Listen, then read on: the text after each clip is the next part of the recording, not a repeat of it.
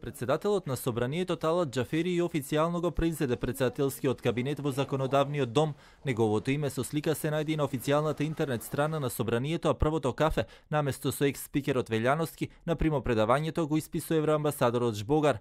Покрај државното знаме во кабинетот, место му најде на албанското.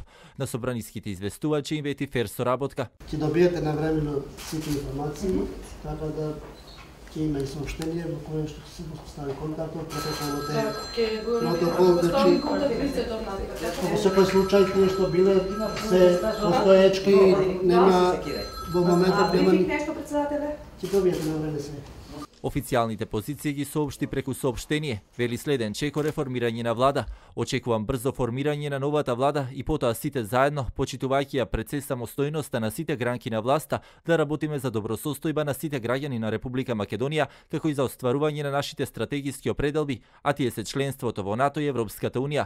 Првите честитки ги доби од сопартиците и министрите од неговата партија. Дел од нив со подароци стигнаа во неговиот кабинет. Честитате дали на Талат Џафери? Там честитаме. Честитки добили од колегите од СДСМ, од генералниот секретар Жарко Денковски и дел од собраниските служби.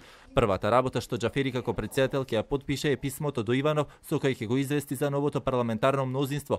Првата седница пак се очекува да биде за избор на нова влада. Џафери не доби честитки од колегите од ВМРО ДПМН. Тие пак за разлика од вчерашниот ден кога речиси целото работно време го поминаа во кабинетот на председателот на Собранието, денеска речиси и ги немаше во Законодавниот дом.